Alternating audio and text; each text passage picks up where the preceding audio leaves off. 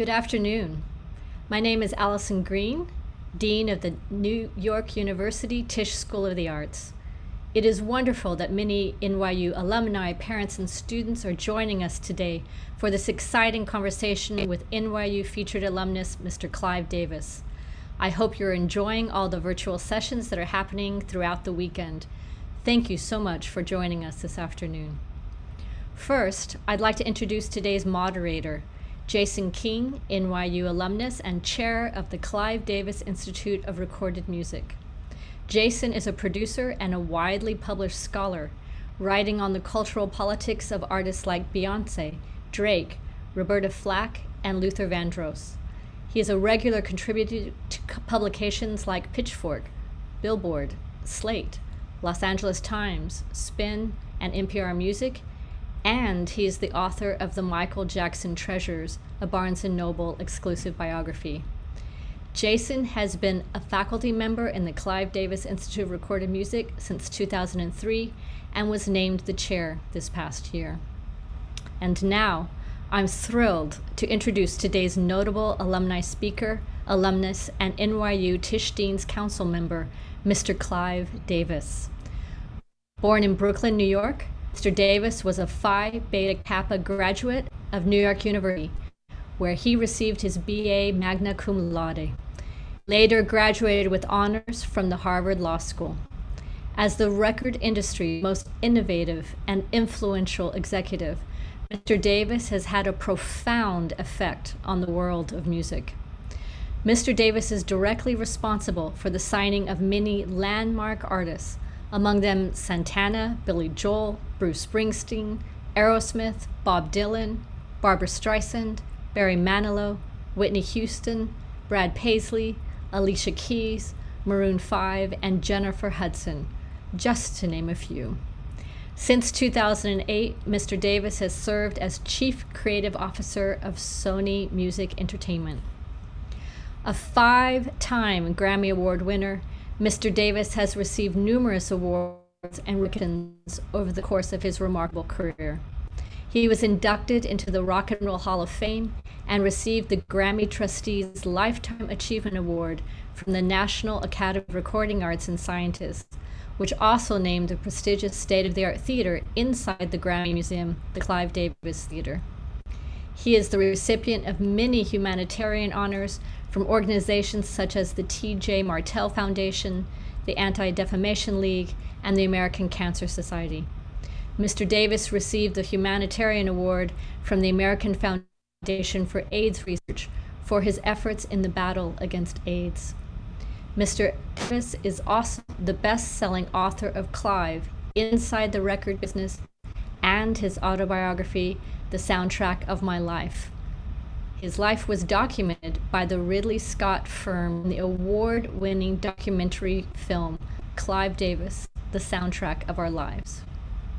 In 2002, Mr. Davis announced an extraordinary gift to the Tisch School of the Arts for the creation of a new department, the Clive Davis Department of Recorded Music, the first of its kind to offer a 4-year degree-granting undergraduate program that recognizes the creative producer as an artist and musical recording itself as a creative medium.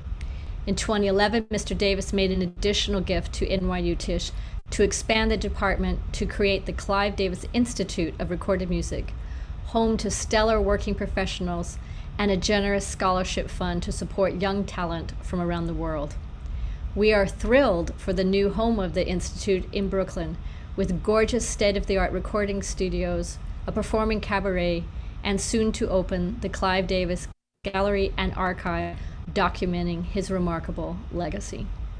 We are forever grateful to Mr. Davis's generosity, which will continue to shape the careers of students for generations to come. Clive, thank you so much for being here today. Jason. So happy to be here with you, with all of the alumni. So my pleasure. Thank you so much, Clive. And Jason, I'll let you take it away from here. Thank you, Jason.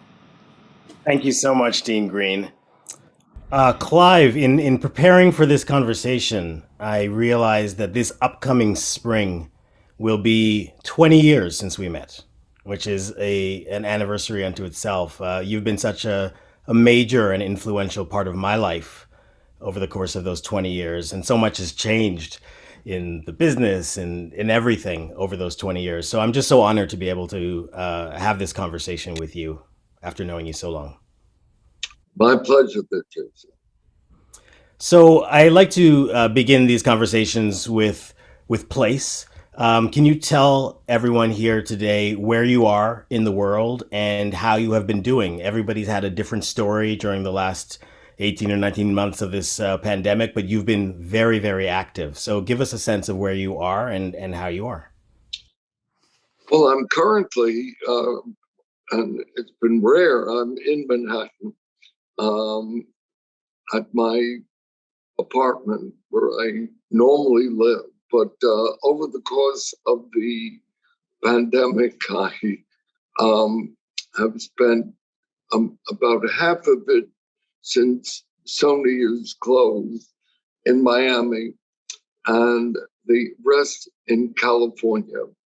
I do have a weekend, what was a weekend home in the Bedford Pound Ridge area. So the last few months I've been there.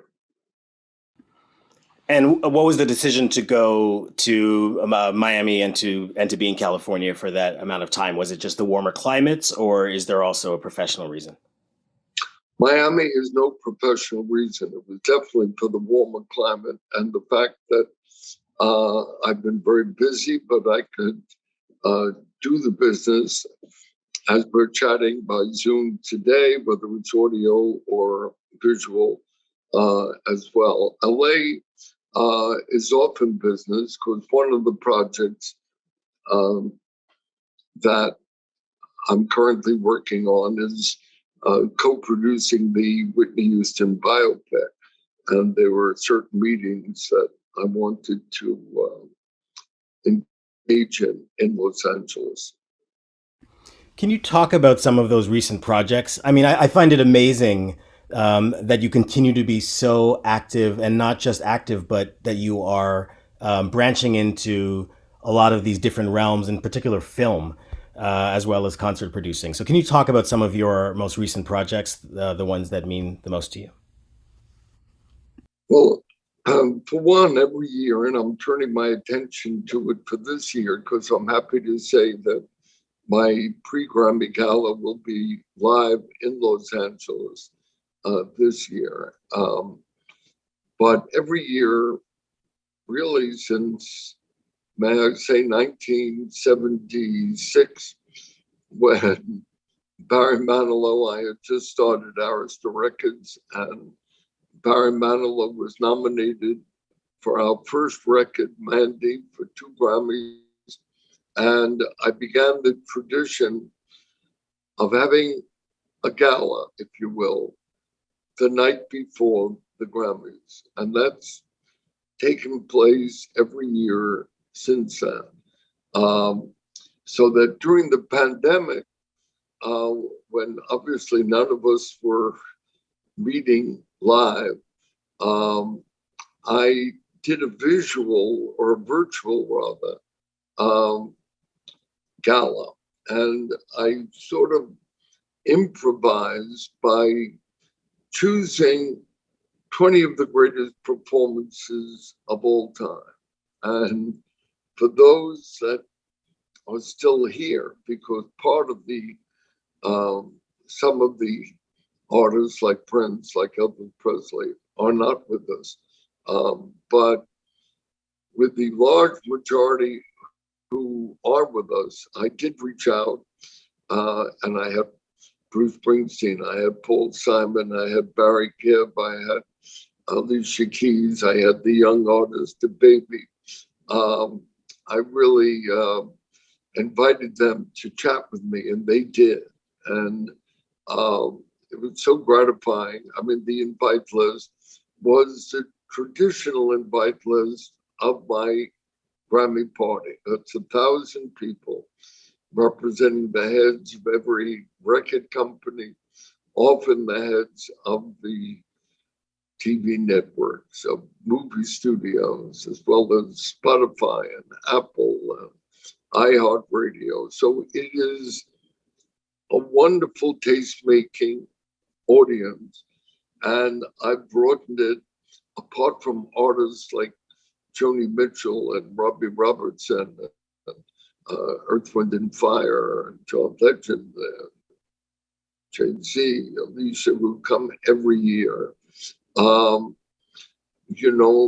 Nancy Pelosi has come 21 years in a row. Okay, it's her favorite night of the year. And one year, Joni Mitchell, about 5 years ago, encouraged me for others sitting at her table to even think outside of music. And so I say this really with just casual tongue in cheek, but I did invite, and he has come the last few years, and he's become Joni Mitchell's one of her best friends, and that's David Hockney, the great artist.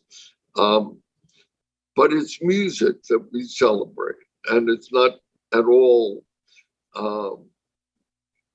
really just close to the Grammys. I mean, it's whom I feel that even the young artists, Miley Cyrus, Taylor Swift, Travis Scott, who they should be aware of. So I'll just, one year, a few years ago, I had Johnny Mathis sing his greatest hits.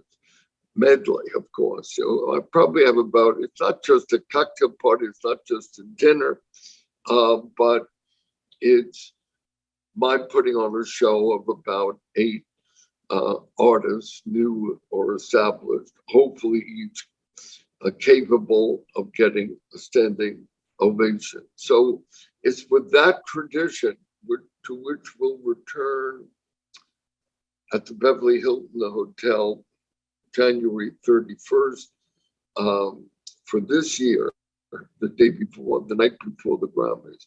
But virtually, as one of the projects I'm working on, we're in discussions to make a 4 or 5 part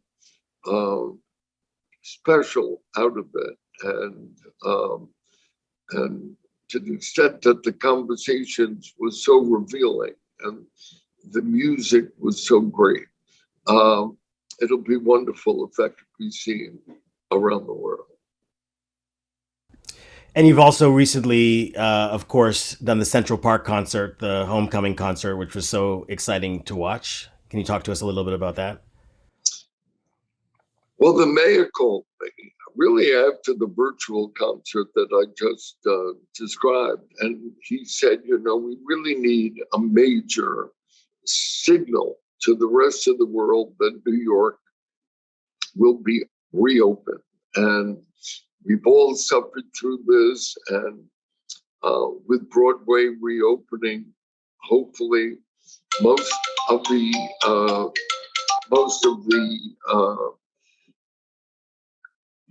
really the restaurants and other aspects as far as that's concerned. So anyway, I really reached out, and I planned a 5-hour concert on the Great Lawn of Central Park. Unfortunately, the rain did intervene. The maximum audience was 60,000 people who were there.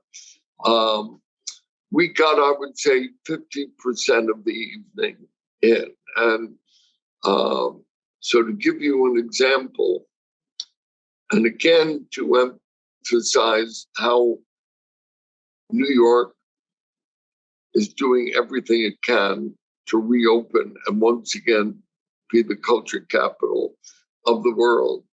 So we began the concert with the New York Philharmonic, all 75 members of the Philharmonic. And they opened with Candide. And then I had written an 8-minute medley of some of the great New York copyrights. New York, New York, the Bernstein, New York, the one you take the Bronx and Staten Island, and they were dazzling. And the conductor, a great female conductor, was magnetic and charismatic. And I asked the Philharmonic to stay on stage, and Bocelli came up, and with the Philharmonic supporting him, he did O Sole Mio, and he did the great song from Carousel. What is the exact title? You'll Never Walk Alone, or something very similar to that. He was followed by Jennifer Hudson. And Jennifer, whom I originally signed and made her first albums with, we both decided to really reach out. And Jennifer sang Nessun Dorma in an incredible Aretha Franklin tradition. And they were followed, if you will, by Santana, by Journey. They were followed by a hip hop medley where LL Cool J brought on Busta Rhymes and Melly Mel and Reverend Run DMC. And that was really a wonderful, spontaneous 15-minute. It was all televised by CNN. I've been told it's the largest audience in CNN history. So the following artists were the ones that could not perform because of rain. Right in the middle of Barry Manilow's medley greatest hits opening, the skies opened up. So from there, he was going to be followed by Cynthia Erivo, doing two great Broadway standards, Elvis Costello, The Killers, Patti Smith, Bruce Springsteen, Paul Simon. So, just putting together that concert was a wonderful challenge. The half that run was spectacular. And they've asked me to see if in the spring we could have part 2. So we'll get to that as we get closer to that date. But that was a great project, indeed. It was amazing to watch it live, and despite the rain happening, I mean, I think it was one of the great New York moments. Frankly, it felt iconic on so many levels. It was special. It was unique. Yes. It truly was. You maintain your position as Chief Creative Officer at Sony Music. You've had lots of film and TV projects going, including one on Aretha Franklin. There's been an announcement that there's a Whitney Houston biopic that's happening. It's my understanding that Stanley Tucci will be playing you. Any thoughts about your movement into the film and TV world as a way to tell stories about artists that you've worked with in the past? I've been, it wasn't the essence of my career, but certainly when Whitney did The Bodyguard, when she did Waiting to Exhale, when she did The Preacher's Wife, obviously I was very involved in arranging for the soundtrack and the music with each project. So that it's got to occur naturally. With Aretha, I was not involved with the film because the film script ended many years before I met Aretha. I was to work with Aretha for the next almost 40 years, okay? And we became very close professionally, personally. But with the script ending really after she had become the Queen of Soul, but well before, my collaborations with her on Freeway of Love and sisters are doing it for themselves, and I knew you were waiting for me, and the many hits and awards, Grammys, and others that we shared together, because I didn't sign her until she was the Queen of Soul. After that, and she saw what I did with Dionne Warwick and her comeback, and it's one thing to discover artists like Whitney or Bruce or Alicia at the beginning, but a very strong sense of achievement or accomplishment is to collaborate with artists who are timeless, to collaborate and say, you can't leave the business, as I told Dionne Warwick. After all of her Backrack David hits, and after she had not had a few hits on Warner's, and the question was, did she need Backrack David, or can she reign supreme with other composers? And, you know, I love Dionne Warwick personally, I love her professionally, and I had a backlog of songs and being restricted by Barry Manilow to 2 songs on each album because he wrote the rest. I had this song, I'll Never Love This Way Again, and I obviously would not give it to another male artist. So I looked around and I said, who could do justice to this great copyright? And I thought of Dionne, and she was leaving the business, and I persuaded her not to. I persuaded her to record that song, and then Deja Vu. And she had a huge comeback. She, in fact, established an all-time Grammy record that year. She won for Best Female Pop with I'll Never Love This Way Again. And then she won with Deja Vu for Best Female R&B record. So Aretha saw it. She cooked dinner for me. We got together. And it's a wonderful both memory and experience to professionally. That was about 1980. And we continued to work together for all those years.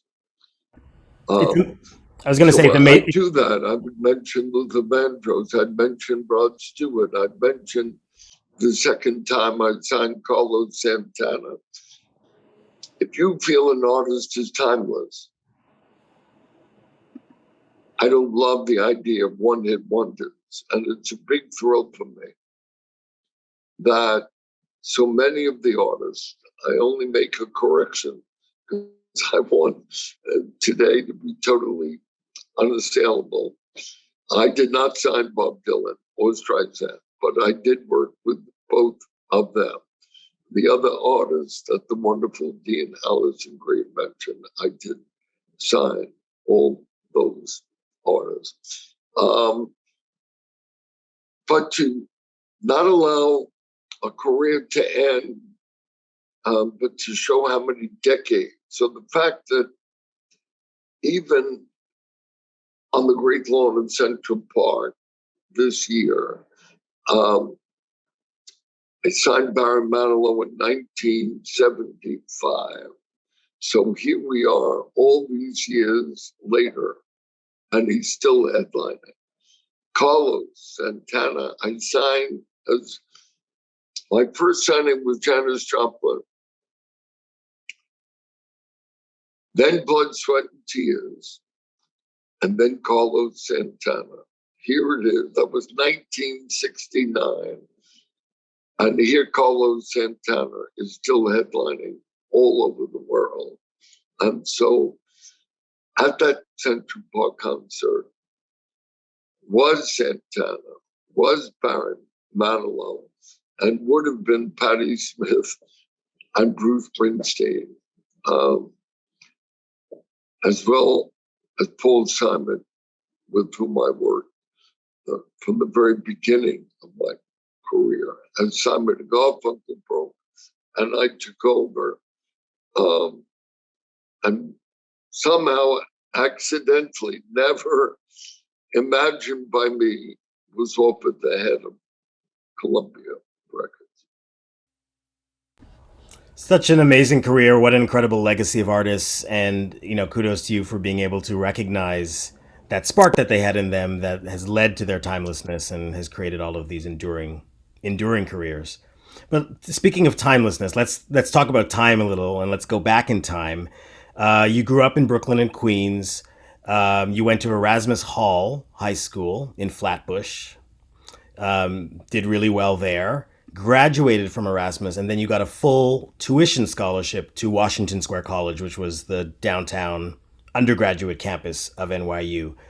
Take us back there and tell us what it was like to attend NYU at that time, given the alums who are here on the Zoom watching with us. Okay. I'm going to hasten to include PS 161, okay? Because prior to going to NYU, the education that I received at PS 161 and at Erasmus Hall High School was something that I will never forget. I mean, in reading letters and reading speeches and other documents over all these many years, the attention to grammar, being able to diagram every sentence, knowing subjects and objects and intransitive and transitive verbs, and the education was so stellar that I'm so grateful for the public school system at each of those schools, and that prepared me for NYU, and it prepared me in a way that I was able to earn a full tuition scholarship to NYU, and it's because of that, and let me add, a full tuition scholarship at Harvard Law School coming out of NYU, that when I was able to decide how I give back, I did choose NYU. I did choose Tisch. I did choose to inaugurate what became the Clive Davis Institute for Recorded Music at NYU, because without the beneficence of others for me, I never, ever would have been doing what I've been doing over my lifetime. So NYU was very special. It came at the 4 years came at a very special time of my life. Both my parents passed away independent of each other after I finished my freshman year. And it's for that reason that I've always emphasized family, number one, is so important with the 4 children that I have and the 8 grandchildren that I have. Because gratuitously, let me just reflect, no matter how close friendships are, it doesn't come with the sense of responsibility for the other. I had one sibling, a sister, 7 years older than myself. I was 12 when she got married. I barely knew her. Here, I had lost my mother. My father was in ill health. she was married just 2 years with a 1-year-old daughter. But there's that sense of responsibility, and it's there that I had to move to Bayside, Queens, out of the familiar neighborhood in Crown Heights in Brooklyn, and commute to NYU. So NYU became not just a college to educate me, but also my social environment. And my friends that I still have to this day, became the center of my life.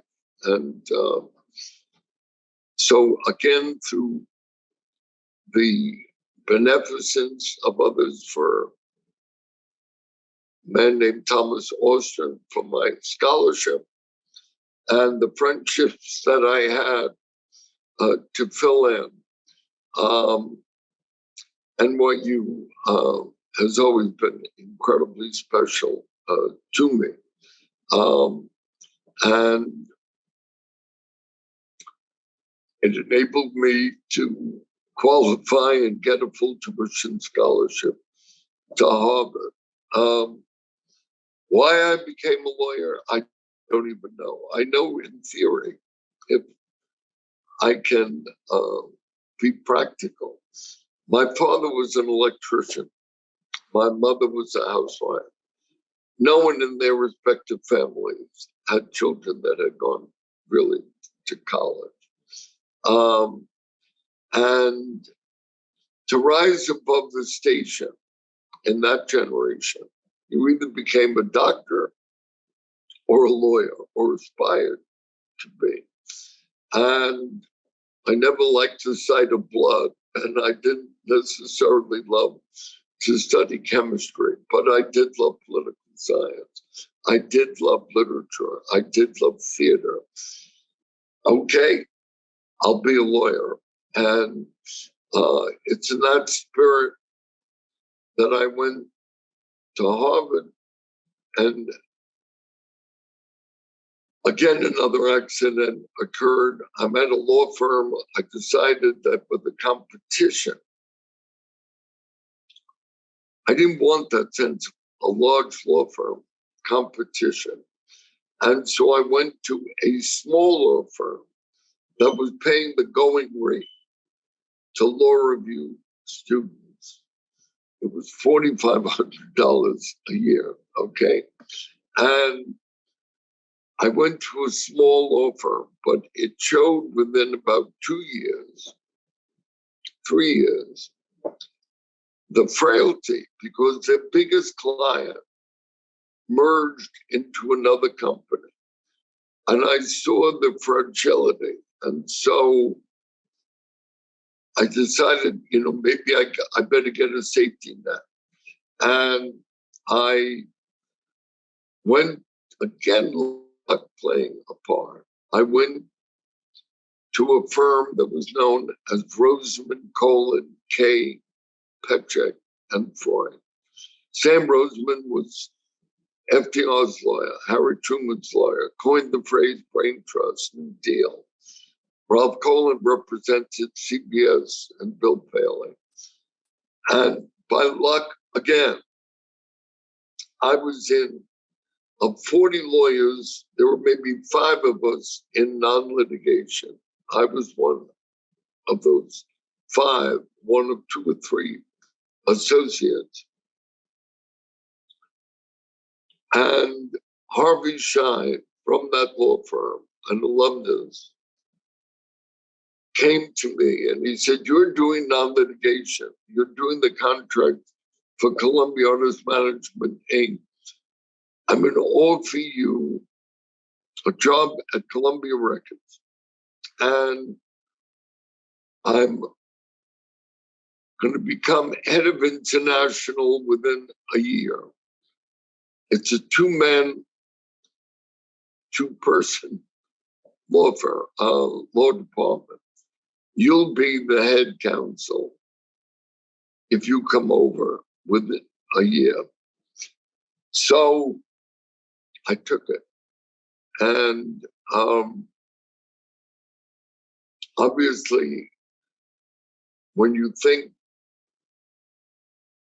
of how you got into music, how your life work became to take part and to begin, it is a series of lucky breaks. You got to be prepared for it when your break comes along, if it does.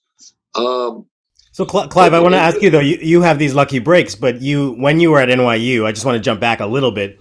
You were studying political science, but you were a very high achiever, and you were active on campus. You were a student leader, and actually, I just want to say, because we have this here, thanks to your NYU friend and NYU Alumni Association board member Tom Craner, we actually have your yearbook photo from NYU, and this is what it says under your photo: President, Vice President, and Secretary of Student Council, Historical Honorary Society, Chairman of Student Committee on Education Policy, Phi Beta Kappa, Phi Sigma Alpha, Phi Alpha House Plan, President of Freshman Class.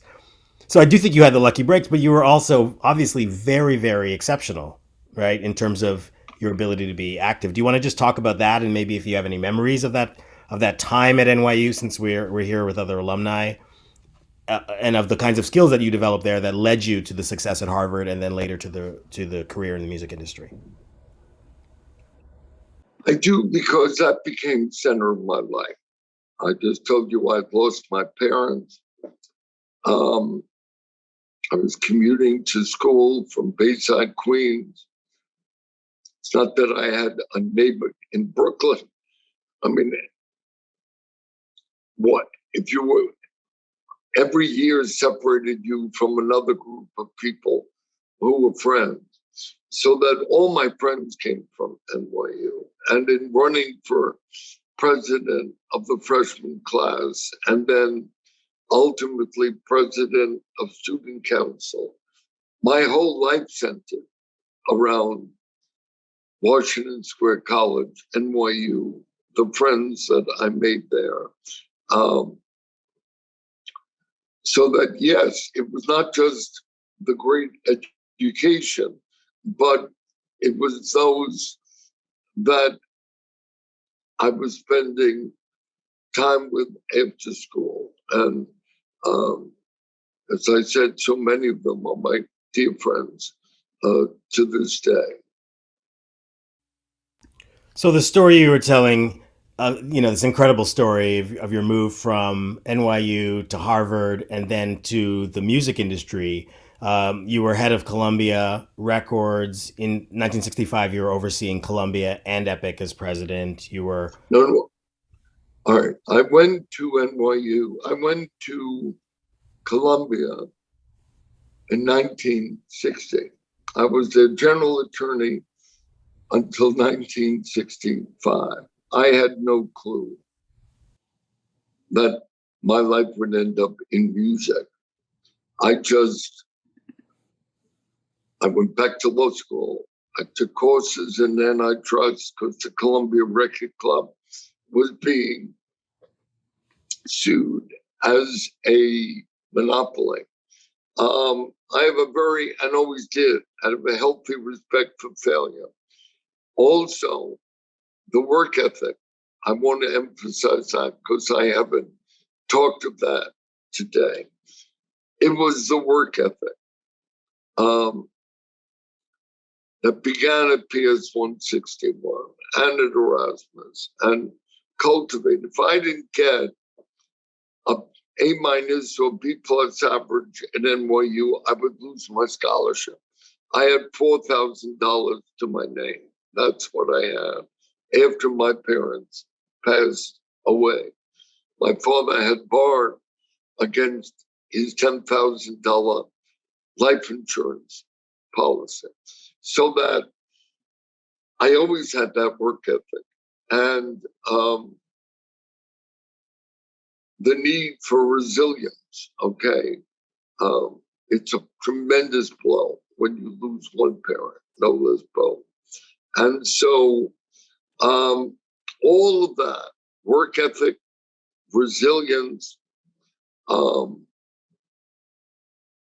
developed from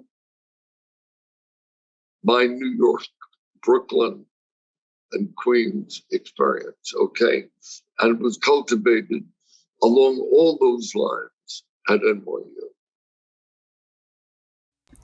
And so then, when you move into the music industry, you moved up very quickly. And, you mentioned some of the artists that you worked with and that you signed early on. Changed quickly to abruptly. And I'd like to tell this story. Please. So 5 years after being general attorney, and it's not that I or my mentor, Goddard Lieberson, knew that I would have ears, knew that I would have a musical bent. While I was general attorney, synergy was the word at CBS. So CBS bought Steinway piano, Fender guitars, Leslie speakers, and of course I did all those deals. So Goddard was being made a corporate group president. This is Goddard Lieberson, who's the head of the label. Excuse me? This is Goddard Lieberson, the head of the label at the time, yes? Yes, I had just mentioned his name. A great record man. He's the one that built up Columbia's classical music, New York Philharmonic, Cleveland Orchestra, Philadelphia Orchestra, Vladimir Horowitz, Isaac Stern, Glenn Gould, incredible roster, and Broadway cast albums. My Fair Lady, Camelot, Sound of Music, West Side Story. And he came to me and he said, he asked me to come to him. And he said, I'm becoming a group president. You're the only one that knows the guys running the musical instrument division. So I'm going to offer you to be head of the musical instrument division. I said, God, wouldn't that mean that I'd have to move to California? I've just been divorced. I have 2 young children. I said, let me think about that overnight.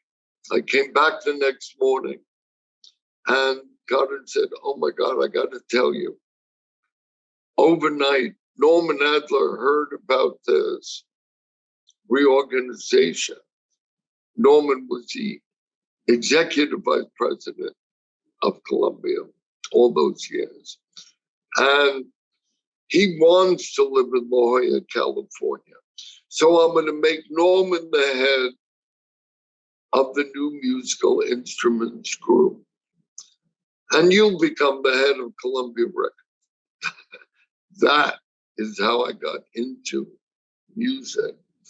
And in 1965, I became head of Columbia Records, yes. And the rest is history.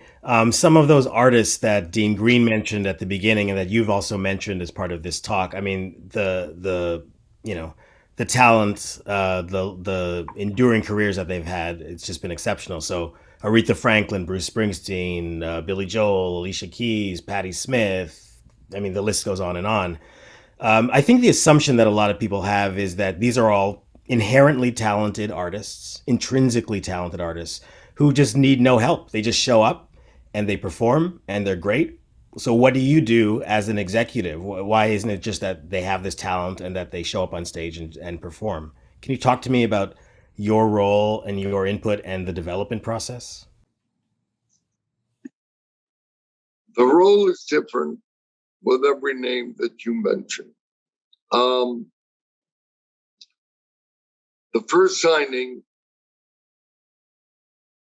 was after I went to the Monterey Pop Festival. And I went there thinking it was the first of its kind. I'd go there for entertainment, enjoyment. I had no clue new artists were going to be presented. I also had no clue that a culture revolution was taking place. I mean, I had one record that I was responsible for in 1967 when I went to the Monterey Pop Festival. It should have given me a clue, but it didn't. And that record, many of you people watching today will have hopefully heard of. If you're going to San Francisco, be sure to wear flowers in your hair. Scott McKenzie. Well, I didn't go. I still wore my khaki pants and my tweed jacket or my tennis sweater. And I come there and I see these robes and flowers in your hair. I had no idea of the influence of Haight-Ashbury. Clearly it was striking. And then in the afternoon, the artist appearing, the electrification of the guitar, group called the Electric Flag with Mike Bloomfield on guitar and Buddy Miles on drums. I was blown away. I had never thought I would sign an artist, but when I saw Janis Joplin as part of the group, Big Brother and the holding company, I had never seen anybody as charismatic. A white girl, soul sister, electrifying. That's really when I got my, and I can only use the word epiphany. I had to sign her and the group. I did. They had never made a record, but they were under contract to a small record company, Mainstream Records. For $200,000, I bought that contract. And I was then, is when I, over the next 2 or 3 years, I signed Chicago and Blood, Sweat, Tears, and Aerosmith and Santana, Earth, Wind and Fire. And it was only when each of them has become Rock and Roll Hall of Fame long-term artists that I said to myself,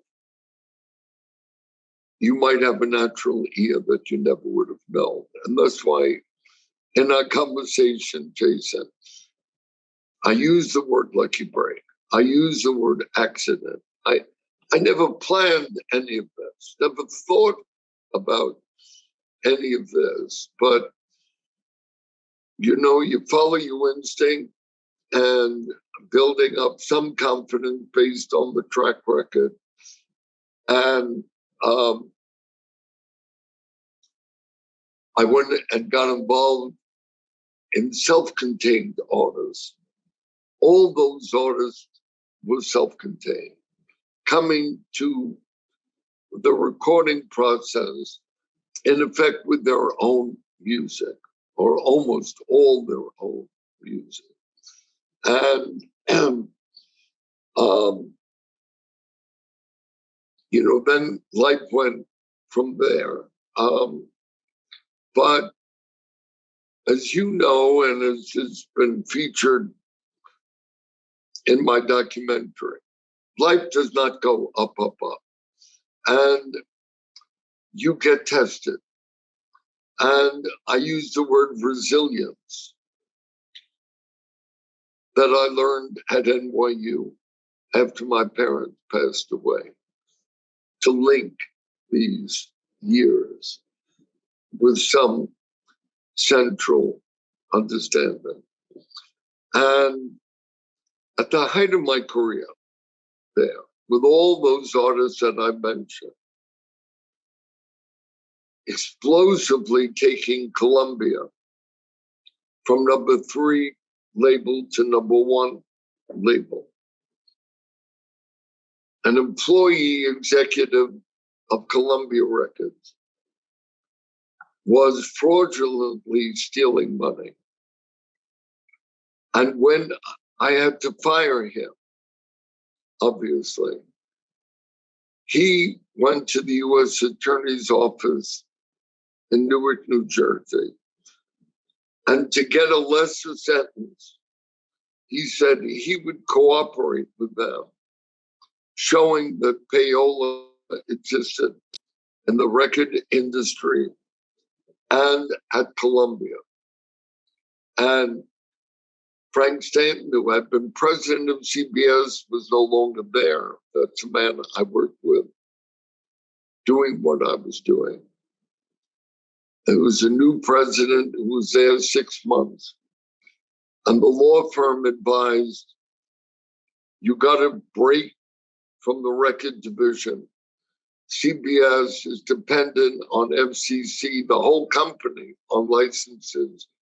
You can't be tainted. None of us, including me, had no idea that there would be or was any connection with payola. But I was summarily let go. And that's what led to my first book, Inside the Record Business. I couldn't comment for a year and a half while the investigation was going on.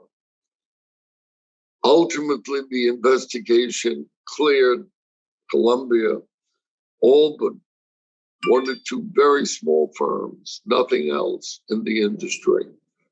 And I must say, in my documentary, that scene that shows right after that, because for a year and a half, nobody could mention my name, no liner note, no indication of what I had done at Columbia.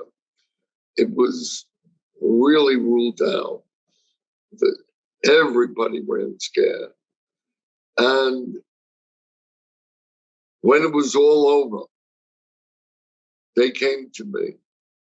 And by that time, I had begun Arista Records, named after the high school honor societies throughout the New York area. If you had a 90% average or greater, you would become a member of Arista, signaling first rate, first class, quality.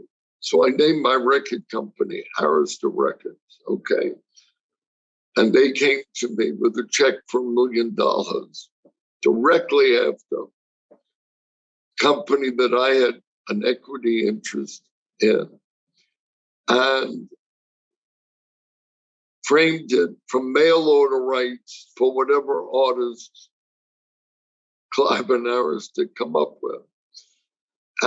But you know that hurt never goes away. I'm living through that trauma. Again, you have to call on every effort. You have to be resilient. You have to believe in yourself. And I had to prove that all those artists, most of them that you mentioned, Springsteen, Billy Joel, Aerosmith, Janis, Blood, are all artists I signed at Columbia. Could I do it from scratch? Could I do it? And I knew I didn't. I signed them all for, other than the Joplin contract buyout, 10,000, 15,000. Wasn't the money. But I had to prove that you could do it at a brand new company.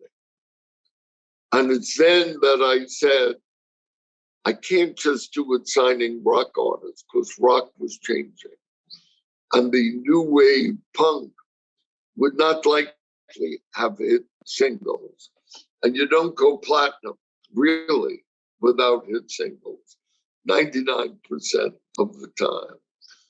And so I tested my ear again for songs.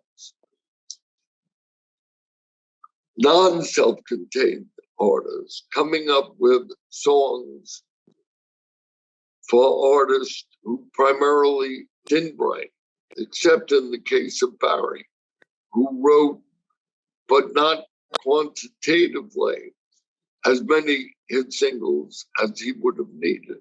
So he and I combined, partly through him writing Copacabana, This One's For You, a number of his, and I gave him, through my A&R staff and myself, I write the songs. I Made It Through the Rain, Can't Smile Without You, Looks Like We Made It, etc. I was given 2 songs on each album. And that led to my signing Dion, and that led to my signing Aretha. Those artists did not write. But Dion, we would go on after I Love This Way Again, and Deja Vu with Heartbreaker, and No Night So Long, and That's What Friends Are For, and Aretha with Our String of Hits. But songs for Air Supply and the Ace of Base and Kenny G and other artists, leading, of course, to Whitney Houston. So you treat each artist, if the artist doesn't write, like Whitney, like Dion and Aretha, there you're proactive. There you're the collaborator. You don't teach them how to sing. They're giants. You don't even go there. They're unique. But they need material, the way Betty Davis and Meryl Streep needed great scripts. And then there are the self-contained artists, like Patti Smith. You don't hear hit singles there. You just know she, and is to this day, the ultimate Renaissance woman. Poetry, art, rock, into the Rock and Roll Hall of Fame. And so Harrison became a mixture, not just of rock artists, where we attracted the Kinks, the Grateful Dead, Lou Reed, Graham Parker, along with Patti, as well as pop artists, Eric Carmen all by myself, Melissa Manchester, Taylor Dane, and then those edgy and wonderful self-contained rock artists. So your role that you play is different with each of those artists. Clive, I love hearing your story of resilience and belief in the self and yourself, self-empowerment, because I think it's something that our current NYU students can learn from. And I think it's something that surely many alums have also had to deal with as well and had to find that resilience for themselves. So coming back to NYU as we kind of close out here, and I'm going to take some questions, some live questions from the audience in a second. But coming back to NYU, as Dean Green mentioned at the top of this, in 2003, you founded at NYU the program that is now known as the Clive Davis Institute. And it's had a huge impact on music education over the years. It's recognized as one of the top music industry programs in the world. You decided to reconnect with your alma mater and to invest in students who would become part of the music industry. What we do at the Institute is we train students with a curriculum that prepares them to become creative music entrepreneurs. And I remember actually going through some of your speeches at the time and seeing you identify this idea of the creative entrepreneur, creative music entrepreneur, different than an executive who might go to branch plant openings and so on. You work with the artists directly. You are involved in the choosing the songs and so on. And so that's similar to what happens with our students as well. They're creative. They're marrying the art and the business. So I just wanted to ask you, what does this program mean to you in terms of how it prepares students to enter the industry? I'll tell you what it means to me. When I was growing up in the music industry.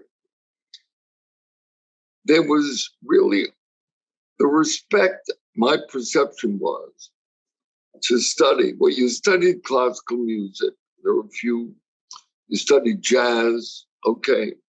But the respect for the contribution to culture of rock and roll, the rock and roll that penetrated the Iron Curtain, the rock and roll that made the artists known in Russia, that even now in China, that they're known, the music seeps through.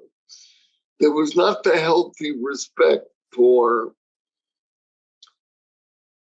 this new career for me, this career that I was immersed in, and what role music was playing. As we now know what music plays in the pandemic, and why the mayor turned to a concert in the Great Lawn of Central Park in order to show that New York, the culture center of the world, was returning, hopefully, to normalcy. And so that's when I thought of, we've got to have a degree awarded program that allows people to plan for their career in music. It deserves all that respect. And Jason, you were there at the beginning, and you knew that was the byword. You knew that the education would not only not be sterile, but it would be broad-based, that it would show the respect and the contribution of rock, as well as any other form of music.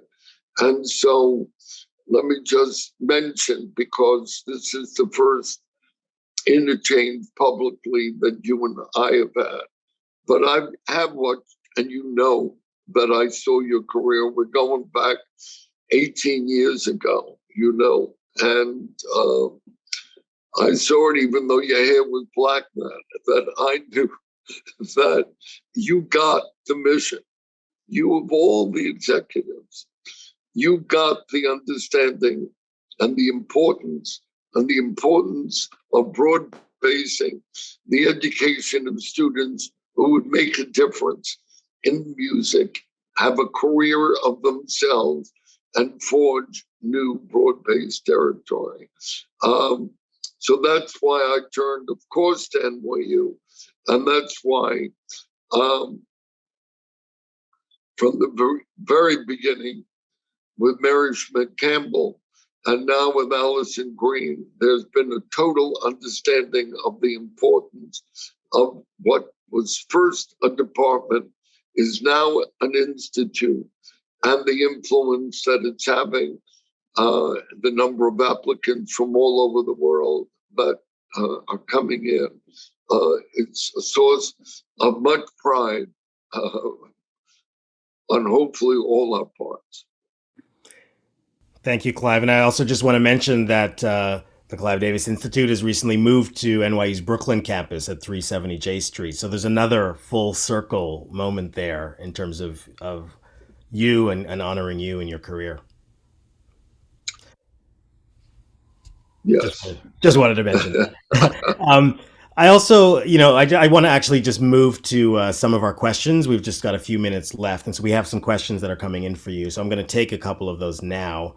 The first question is, who are the up and coming stars in the music industry? People want to know, who do you turn to, or what do you turn on when you are listening to music? And I also just want to preface that by saying, over the years, I've met many, many music industry executives, but I've never met anyone who has their ear to the ground in the way that you do, in the sense that you have always kept up and you've always remained current. There's a kind of currency that's intrinsic to what you do. So I just wanted to mention that before you answer this question about who do you think is up and coming and what are you listening to? I still listen to and watch the charts and keep my ears current. I've seen so many executives become wedded to the music they grew up with, and they're either boutique labels or they don't realize how dramatically music has changed. I mean, right now, hip hop is dominating, and I hope not over dominating. I welcome new music. I cherish it. I listen and watch, the new players coming in. So, sure, even at Central Park, and knowing who to put on, I would put on, yes, greats like Busta or Local J and Run DMC, but also Boogie with the Hoodie, okay? And I'll, at my Grammy party, when trying to see who in this illustrious 1,000-seat ballroom, who will rise above just hit records and be able to really raise the roof. And so I would put on Travis Scott, let's say 2 years ago, or right now I'll be thinking about, before I invite, whether it be Frank Ocean, whether it be Lil Wayne, whether it be DaBaby, along with the best of great artists. As I said, I love watching Miley Cyrus and Taylor look at Johnny Mathis as he did the medley of Chances Are. It's not for me to say, and his phrasing and the magic that he still has today. So that, yes, it's important. So I'm aware of Olivia Rodrigo. I'm aware of Driver's License. I'm aware of the new records. I'm aware of Billie Eilish. And I still try to separate a hit record from a long-term magical artist. And we'll make that judgment before I extend invites on January 31 to my Grammy party, or who I would invite to Central Park if the mayor comes to me and says, "You got the great lawn again." Amazing. The second question that's come in is, I think, kind of related in some ways. It's, what advice do you have for future generations in the music business, the next generation? I've got to say that I, along with many others, a number of years ago, knew that music was being threatened, knew that Napster, knew that the idea that music should be free, and that our creative giants don't need to be compensated for their great creativity. So it was scary. What was the future of the record industry be, of record labels? What would the careers be of those students at my institute at Tisch? But the digital revolution has changed all that and the outlook for the future. And with Spotify and with Apple and SoundCloud, and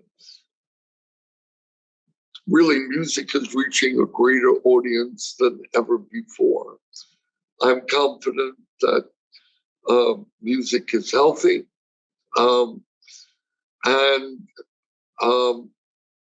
I certainly encourage those that where music is really beating and stirring in your soul, that if you want that as a career, and if you're happiest when you're gopher, it will be there. Music is vital.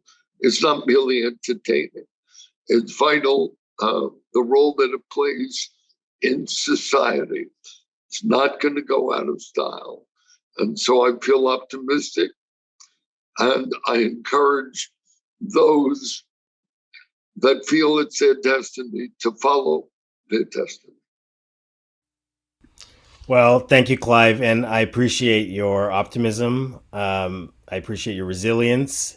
I know you are heading toward your 90th birthday this April, and I'm amazed, no signs of slowing down. That's a model for me as well, so greatly appreciated. Unfortunately, though, we've reached the end of our time together. I just want to thank you, Clive, for all that you have done for the music industry everything that you have done for NYU, continue to do for NYU and for the lives of the students. We look forward to continuing to honor your legacy and to learn from you, to learn from your story. So thank you very much. Thank you. And thank you for this opportunity today. I know that many of my classmates have told me they've heard about it. And just to recommunicate with everyone who has the wonderful new NYU experience is very, very special. Thank you, Clive. Thank you, Jason. Thank you, Clive. This was an extraordinary conversation. We are so grateful. And thank you to all of you who joined us today to hear, look what an NYU education, what comes of it, what extraordinary things. Thank you so much. We look forward to seeing you again. Thanks.